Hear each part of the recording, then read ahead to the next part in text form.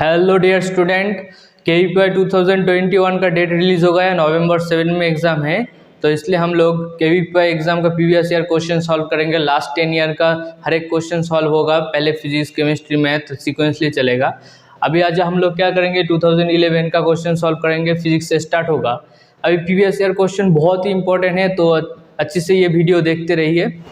A simple pendulum oscillate freely between A and B, A और B point में। Simple pendulum क्या होता है, ये पॉइंट है, ठीक है।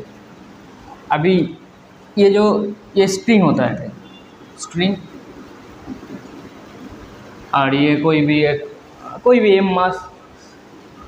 तो अभी ये जो ऑसिलेट होगा ना, ये बेसिकली ऑसिलेट होता है। उसके बाद क्या पूछा, we now put a peg और नेल।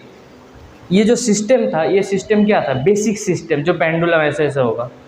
ओके, अभी हम लोग इसको चेंज कर दिया। चेंज करके क्या किया, मान ली ये पॉइंट है, ये पॉइंट, इस पॉइंट में क्या किया, नेल किया, पेग किया, मतलब एक पॉइंट किया जिसमें इस पॉइंट के रेस्पेक्टिवली मूव हो सकता है। या जॉइंट, जैसे ये पॉइंट जॉइंट है ना, तो एक देख, ये है एक पेंडुलम और ये चीज़ है। अभी ऐसे आया और ये पहले ऐसे था, ऐसे था।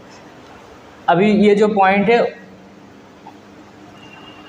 Now put a peg at some point C as shown as the pendulum moves from A to B. अभी अगर ए और बी पॉइंट के बीच में अगर मूव करेगा, ए और बी पॉइंट तो था इनिशियली, तो वही पॉइंट ए और बी में अगर मूव करेगा तो क्या बोला, the string will go to its extreme point D. इसका मतलब ये है क्या, डी पॉइंट। ओके, तो वो जो डी पॉइंट है, वो डी पॉइंट क्या होगा, will be on the A B. ये ए बी लाइन के ऊपर होगा। ये लाइन क्या है, ए बी लाइन, इस ए बी लाइन के ऊपर होगा, या will be above the line of A B के ऊपर होगा। और option C, will below the A B and will coincide with B, एकदम बी में कोइंसाइड करेगा। मतलब ये जो डी पॉइंट है, इसमें कौन सा है, इसमें देख एक्सट्रीम पॉइंट पूछा है। अभी एक्सट्रीम पॉइंट, ये देख क्या दिया है, एक्सट्रीम पॉइंट, ऑप्शन बी नहीं है। अभी अगर सिंपल मूव करता तो बी में ही जाता, एक्सट्रीम पॉइंट बी में ही जाता। अगर नेल पॉइंट है तो क्या होगा, बी पॉइंट में नहीं जाएगा। तो बाद में हम लोग प्रूफ भी करेंगे, बी पॉइंट में नहीं जाएगा, इसका प्रूफ जियोमेट्रिक प्रूफ होगा। और अभी हम लोग इसको सॉल्व करेंगे। देख, सेकेंड केस में स्टार्ट कहाँ से हुआ था, ये इनिशियल कंडीशन, इनिशियल पॉइंट, तो एनर्जी कंजर्वेशन फाइनल, ये हम लोग यूज़ कर सकते हैं। तो मैंने मान लिया कि ये ए पॉइंट है और ये ग्राउंड है।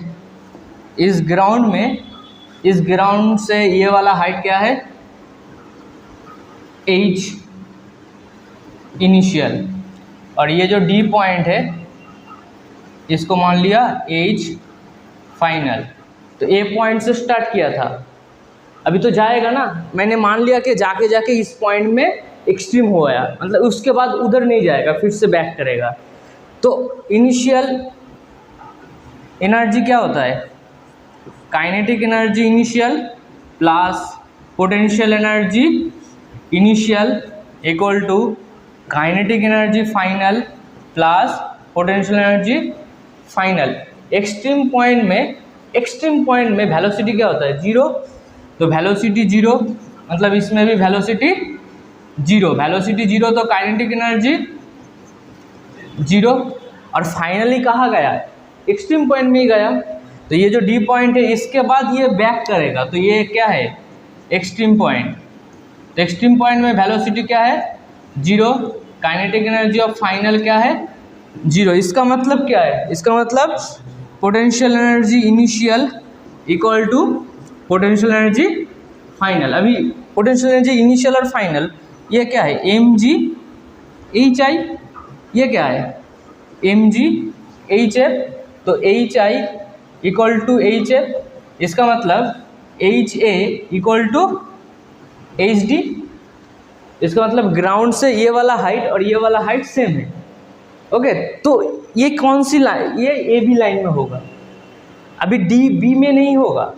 देख, H A equal to H D, और एच बी का भी अगर मैं डिस्टेंस लूँ तो क्या होगा, सेम ही होगा, एच ए का इक्वल होगा। तो बी पॉइंट में नहीं जाएगा, बी ए बी लाइन के ऊपर रहेगा, ए बी लाइन के ऊपर रहेगा, क्यों? क्योंकि हाइट दोनों का सेम है, initial height final height same है। কি আছে আমি বাইরে আছি, আচ্ছা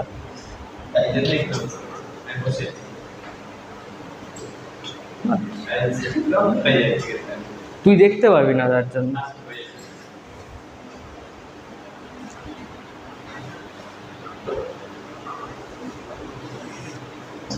নামে মুখ ঠুক সব বেরিয়ে যাচ্ছে। এটা এক্সট্রিম পয়েন্ট এখানে আসছে ক্যামেরা, এবার এবার পুরোটা আসছে। আচ্ছা ঠিক আছে, ওটা কোনো চাপ নেই। দেখ H A equal to H D, H A equal to H D. इस अभी बी में क्यों नहीं होगा, तो मैंने मान लिया कि बी में एक लाइन भी ड्रॉ कर लेते हैं। चल इसको मान ले, ये पॉइंट ओ, ये पॉइंट सी, तो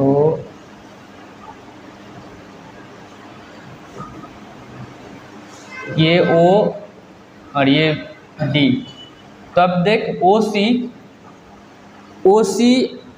प्लस सी बी, ओ सी प्लस सी बी, ये तो एक ट्रायंगल है ना, ओ सी सी बी और ओ बी एक ट्रायंगल है। तो we know that O C plus C B greater than O B होता है। तो इसके रेस्पेक्टिवली ये जो ओ ए और ओ बी है दोनों सेम था, दोनों सेम है ना पेंडुलम में। मान ले ये जो पिन पॉइंट है, तो पिन पॉइंट तो इनिशियली इधर से इधर ही था, तो वही सेम लेंथ, ये कैसे इक्वल होगा?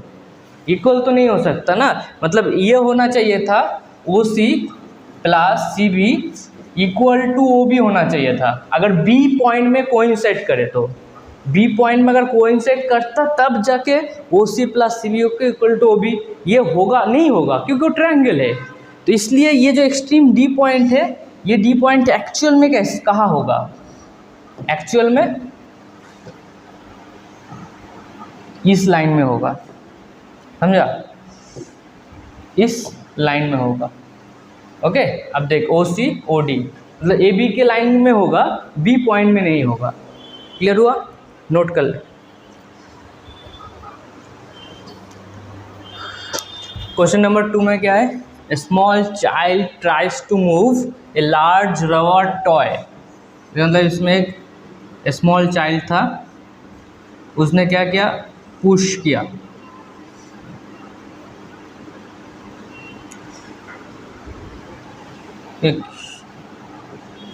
पुश किया, ठीक है। तो फोर्स का डायरेक्शन इस डायरेक्शन में।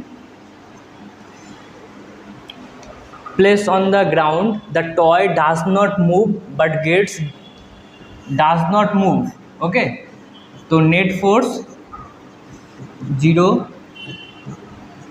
Summations of vertical force 0।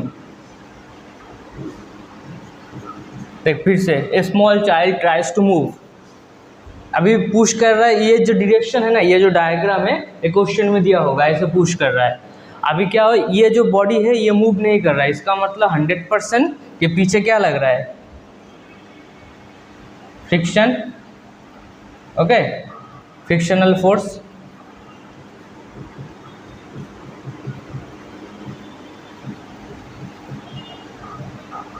But gets deformed under her pushing force. But ये डिफॉर्म हो सकता है, इसका जो शेप है वो डिफॉर्म हो सकता है, which is obliquely upward as shown. मतलब ये फोर्स जो है एंगुलरली अपवर्ड। तो ये जो डायग्राम दिया है ना, इस डायग्राम को हम लोग चेंज कर लेंगे। एक टॉय है, बस एक टॉय टाइप का। तो मान ले एक ब्लॉक है, ठीक है। अभी ब्लॉक में तो ऐसा फोर्स दिया F, तो ये फोर्स का डायरेक्शन F ये है, ये एंगल थीटा है। तो ये क्या है? F साइन थीटा और ये F कॉस थीटा। अभी पीछे क्या लग रहा है? फ्रिक्शन। तो बोला then the resultant of the pushing force F weight of toy normal force by the ground on the toy and the frictional force is 0। Question बोला इसमें जितना भी फोर्स है,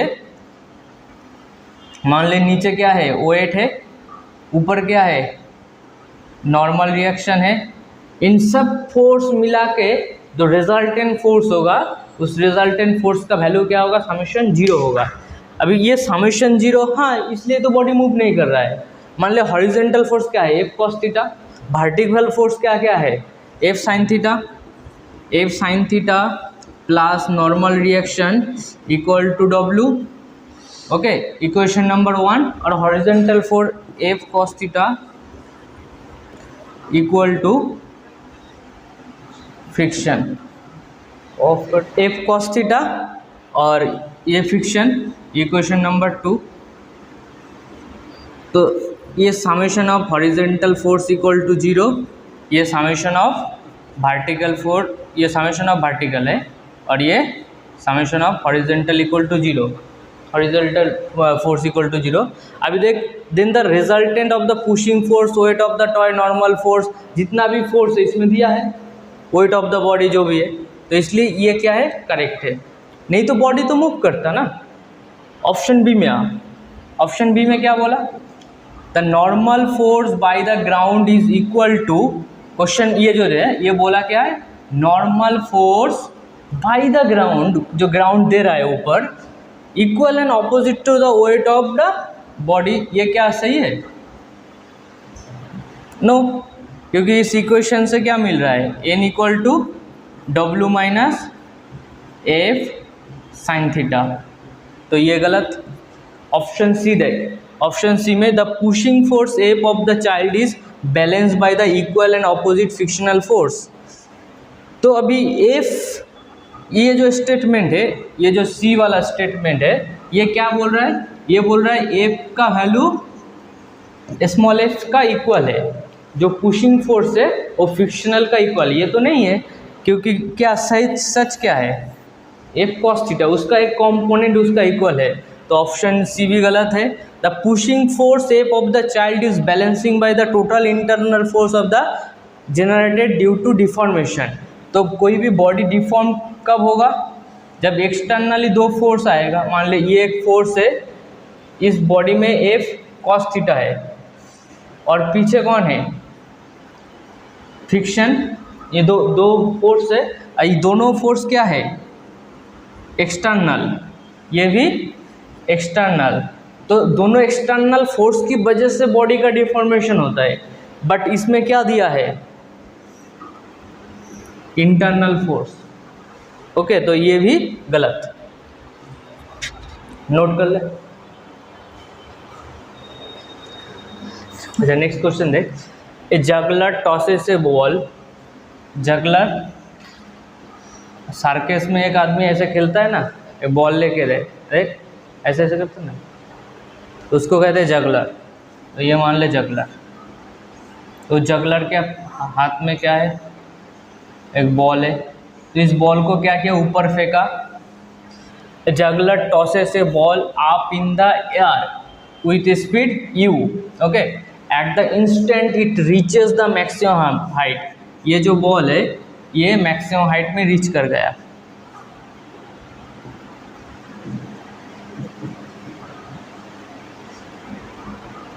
कहाँ से, जहाँ से फेंका था। He tosses of second ball, उसके बाद और एक बॉल को फेंका with the same initial speed, second ball का भी स्पीड सेम है। The two balls will collide at a height, मतलब सेकेंड जो बॉल है, मान ले ये है सेकेंड बॉल, इस बॉल का वेलोसिटी क्या है u है, और मैक्सिमम हाइट में फास्ट बॉल का वेलोसिटी क्या हो जाएगा 0 हो जाएगा। ये है कैपिटल H। आप बोला ये u को छोड़ा ऊपर, तो बीच में एक पॉइंट मिलेगा, क्योंकि ऊपर जो बॉल गया वो नीचे गिरेगा, नीचे का बॉल ऊपर जाएगा, तो कॉलिशन होगा। तो कॉलिशन जब होगा तो मान ले h हाइट में कॉलिशन हुआ। ओके, ये है h हाइट, ये है h स्मॉल h, तो क्वेश्चन में स्मॉल h का वैल्यू पूछा है, स्मॉल h का वैल्यू क्या होगा। अभी देख, बॉल जब ऊपर गया, वो जब नीचे गिरेगा तो relative acceleration of ball 1 with respect to 2 क्या होगा, a1 माइनस a2। तो फास्ट बॉल जो है उसका एक्सेलरेशन क्या होगा, ये है बॉल 2 और वो है बॉल 1, ठीक है। तभी a1 क्या है, ऊपर वाला जो बॉल है जो ऊपर से नीचे गिर रहा है, तो उसका एक्सेलरेशन क्या होगा, अर्थ क्या छोड़ेगा किसी को, अर्थ तो माइनस जी से ही खींचेगा, डाउनवर्ड माइनस जी ऑलवेज। और a2 का भी एक्सेलरेशन क्या होगा, माइनस जी होगा। बॉडी ऊपर फेंका, एक्सेलरेशन तो नीचे ही है, डाउनवर्ड ही तो एक्सेलरेशन होता है, ऑलवेज डाउनवर्ड एक्सेलरेशन, इसके भी नीचे इसके भी नीचे। तो ये क्या हो गया, 0 हो गया। अभी velocity of 1 with respect to 2, 1 का वेलोसिटी माइनस 2 का वेलोसिटी, 1 का वेलोसिटी कितना है 0, 2 का वेलोसिटी कितना है u, okay. Velocity of 1 with respect to 2, तो ये जो रिलेटिव वेलोसिटी है उसका मैग्नीट्यूड कितना होगा, माइनस u होगा। तो अब अगर मैं इसको अगर कॉम्बाइन सिचुएशन लो तो डिस्टेंस जो h है, h क्या है, रिलेटिव डिस्टेंस ट्रैवल, ऊपर से नीचे बॉडी आ रहा है, नीचे से ऊपर बॉडी जा रहा है, तो वो जो रिलेटिव डिस्टेंस ट्रैवल होगा h इक्वल टू क्या होगा, u12 into T minus half of g, ये g नहीं होगा, ये a1 इंटू 2 टी स्क्वायर होगा। समझ रहा है ना, इसका मतलब क्या है, मैंने एक बार बोला था ना, ये तो रिलेटिव एक्सेलरेशन करके तू ये सब कर सकता। और एक अच्छी से सोच, रिलेटिव एक्सेलरेशन s12, इसका मतलब क्या है, distance travel by 1 with respect to 2, with respect to 2 मतलब दूसरे को बोला रुक जा, तो दूसरा कैसे रुकेगा, इसका वेलोसिटी था u, ओके, इसका वेलोसिटी था u। अभी ये इसको रोकने के लिए तुझे क्या चाहिए, ऑपोजिट वेलोसिटी u देना पड़ेगा, और ऊपर जो बॉल है उसको भी नीचे से u देना पड़ेगा, तब जाके ये रुक जाएगा। तो ये डिस्टेंस कितना है, कैपिटल H, तो मैं क्या लिख सकता हूँ, capital H equal to u into T, क्योंकि रिलेटिव एक्सेलरेशन तो है ही नहीं।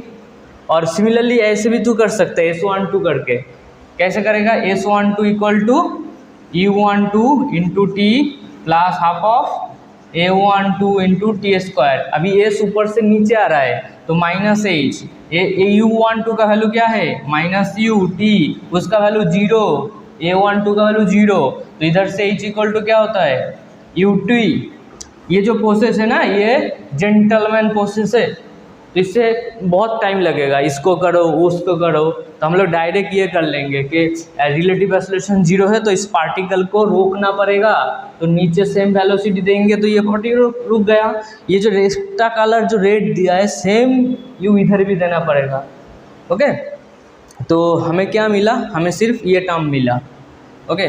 अभी देख इधर से h इक्वल टू क्या लिखेंगे, ut माइनस हाफ ऑफ, इसमें कोई रिलेटिव नहीं है, सिंगल, नीचे वाला पार्टिकल ऊपर जा रहा है सिंगल, तो h equal to ut minus half of g square. ये टाइम, तो ये जो टाइम है यही टाइम ही उधर यूज़ होगा, ये तो पॉल्यूशन वाला टाइम है, रिलेटिव डिस्टेंस पॉल्यूशन वाला टाइम, तो इधर को पुट कर दो, तो u into H by u minus half of g into H by u whole square.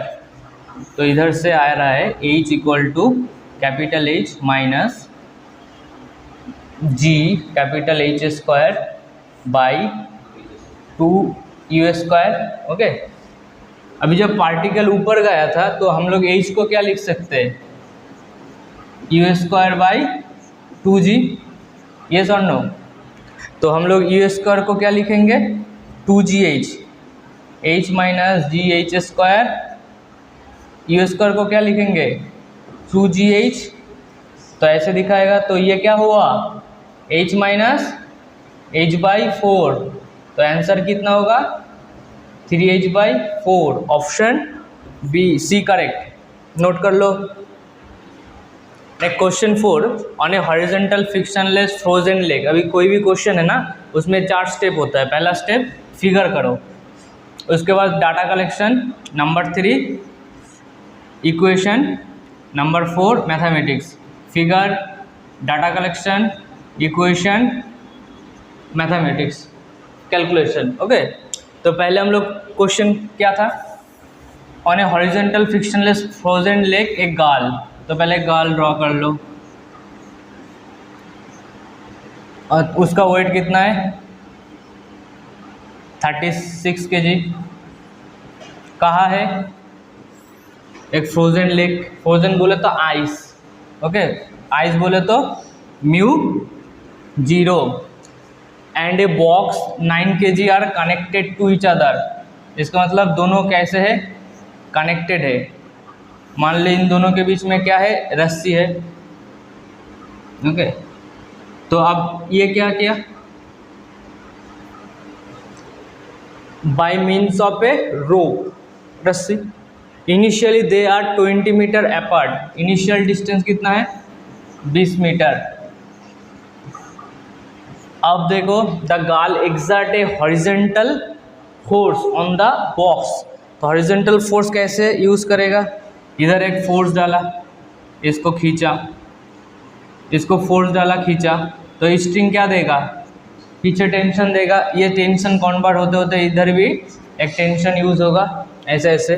तो एफ इक्वल टू टेंशन जो फोर्स दिया है, पुलिंग इट टूवर्ड्स हर, ऐसे ऐसे खींच रहा है। तो अगर मैं इस ग्राउंड में कोई भी बॉडी को खींचूंगा तो मैं आगे मूव करूँगा नहीं, वो आगे आएगा। मैं क्यों नहीं मूव करता, क्योंकि फ्रिक्शन। बट आइस में फ्रिक्शन है, आइस में फ्रिक्शन नहीं है, तो मैं अगर खींचूंगा तो मैं भी आगे जाऊंगा। तो मान ले ये जो गाल था वो क्या किया, वो एक डिस्टेंस में मूव किया। तो क्वेश्चन में पूछा क्या, travel when she meets the box.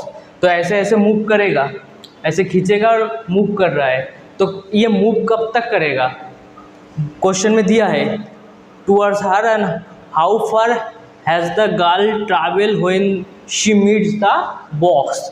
तो एक डिस्टेंस में आ जाएगा जब दोनों फाइनली मीट करेगा, ठीक है। ब्लॉक भी आ गया, दोनों भी आ गया, रस्सी इधर डिक्रीज होके। अभी ये अगर x डिस्टेंस है तो ये कितना है 20 माइनस एक्स।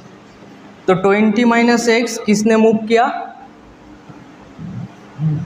ब्लॉक ने मूव किया, कितना -20 माइनस एक्स। ये माइनस क्यों दिया, x अगर पॉजिटिव है तो वो नेगेटिव होगा। ये जो गाल है वो कितना मूव किया, +x। अभी ये पूरा जो सिस्टम है हॉरिजॉन्टली कोई फोर्स यूज हो रहा है, हॉरिजॉन्टली 0 फोर्स। हॉरिजॉन्टल तो कैंसिल आउट हो रहा है, फोर्स, टेंशन, और जो फोर्स है ग्रेविटेशन। हॉरिजॉन्टली कोई फोर्स है, net force, net horizontal force क्या है 0 है।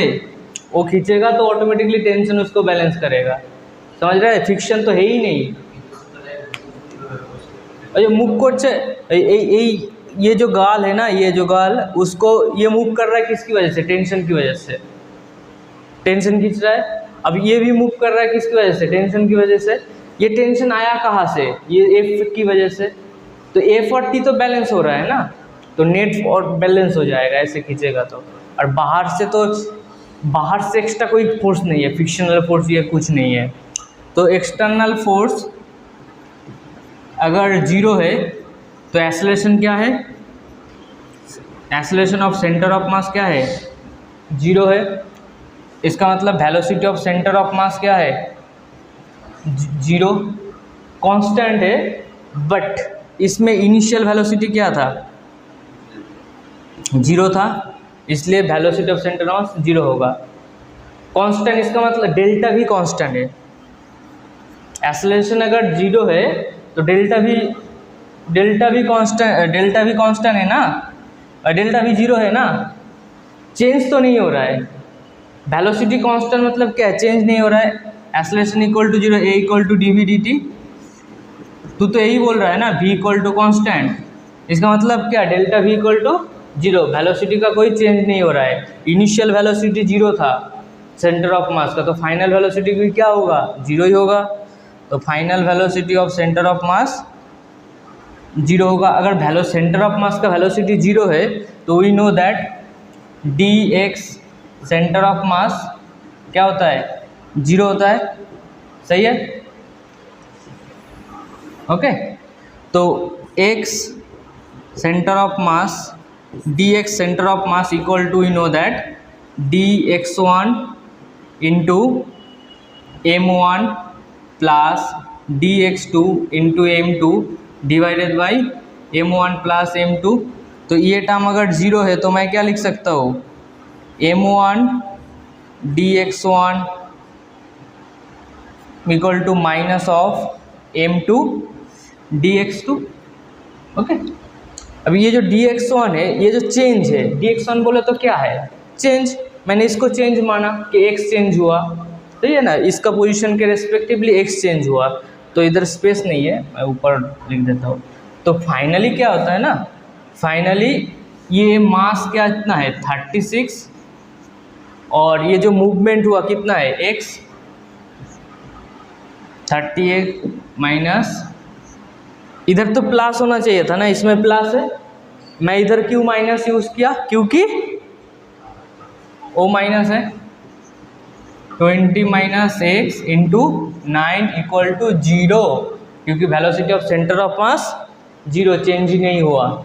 तो इधर से कैलकुलेट कर ले, 30x 9x कितना होगा 27x इक्वल टू 20 इंटू 9, तो 3x 20 36 और प्लस हो जाएगा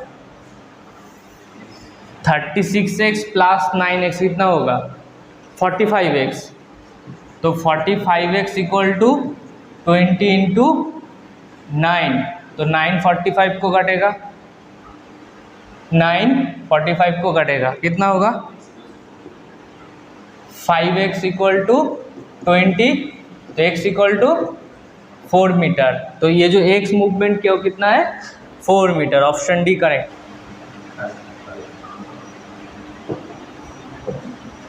ये देखो, light enters N isosceles right angle prism, इसका साइड और इसका साइड सेम है, ओके। तो ये एंगल कितना है 45 डिग्री, ये √2a।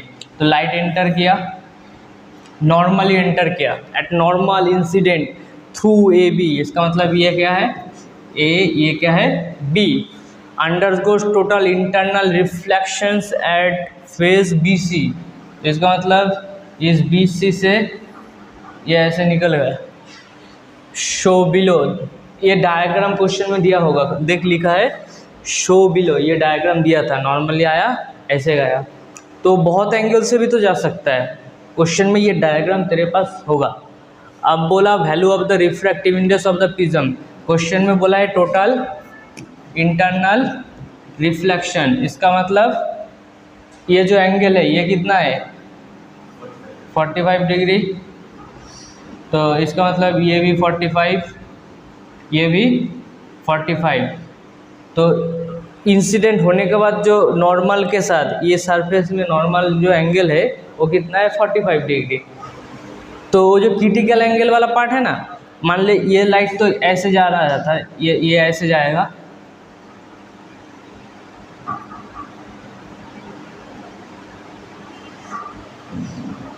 ठीक है,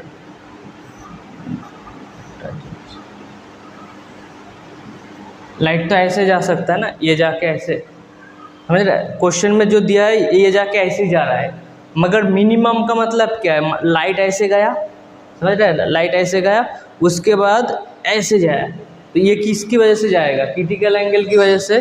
तो हम लोग लिख सकते हैं क्या, sine theta C equal to 1/μ, okay, ये क्रिटिकल एंगल का कंडीशन है।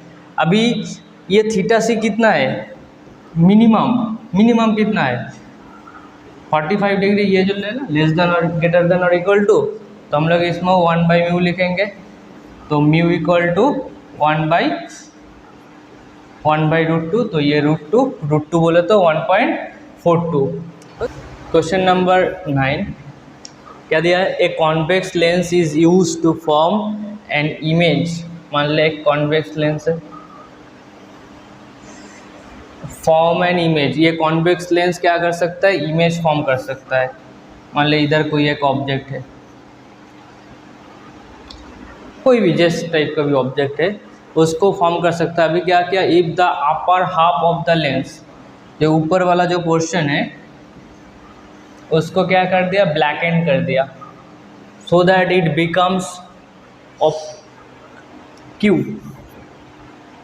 अभी ये जो पोर्शन है ना, इसको तू ब्लैक कर दिया, उसको कलर करके उसको मतलब उसका हालत ख़राब कर दिया। अभी भी ये जो पोर्शन है, आधा लेंस है, ये आधा लेंस, इस लेंस से क्या क्या हो सकता है।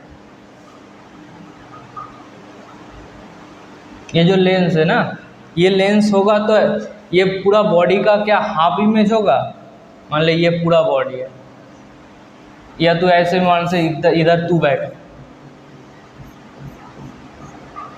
ओके।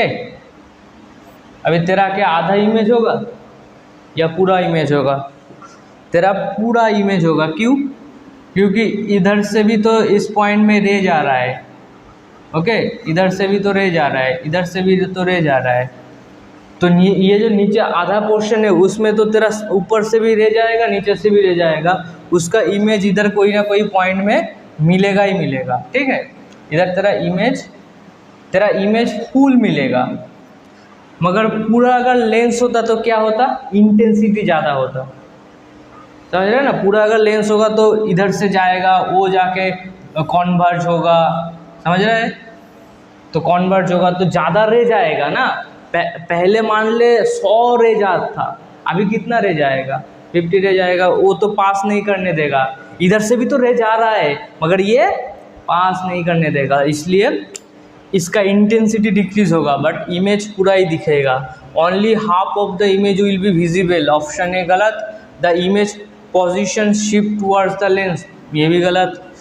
ये तो यू को तो चेंज नहीं किया, लेंस को भी चेंज नहीं किया, तो इमेज कैसे शिफ्ट करेगा। इमेज अपनी पोजीशन में ही होगा। अब ऐसे ही मान सकते हैं, मान ले छोटा वाला एक लेंस है और बड़ा वाला लेंस है, दोनों में ही तेरा इमेज दिखता है, brightness of the image reduces, बाकी सब गलत है।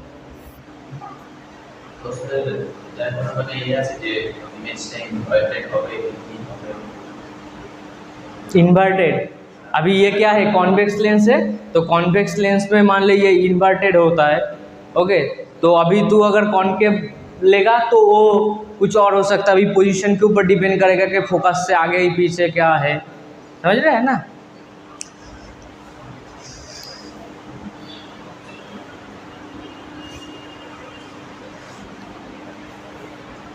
क्वेश्चन नंबर 10 देख, एक cylindrical copper rod of length L and resistance R, we know that R equal to rho L by A. If it's melted and formed into another rod, इसको mail करके क्या किया, बड़ा कर दिया, उसका लेंथ कितना है, 2L है, तो रेजिस्टेंस क्या होगा। क्वेश्चन में कुछ नहीं है, सिर्फ लेंथ को डबल किया, दुगना किया। तो we know that R equal to rho L by A, तो rho L square by AL, सही है। तो R equal to rho by volume into L square. Rho by volume क्या होता है, कांस्टेंट होता है, ऊपर L मल्टीप्लिकेशन किया, नीचे भी L मल्टीप्लिकेशन किया, ठीक है। तो R proportional to L square, तो हम लोग लिख सकते हैं R2 by R1 equal to L2 by L1, L2 by L1 का होल स्क्वायर, तो ये 2L by L whole square, okay. तो R2 इक्वल टू क्या होगा, 4R, तो ऑप्शन सी करेक्ट, ठीक है, नोट कर ले।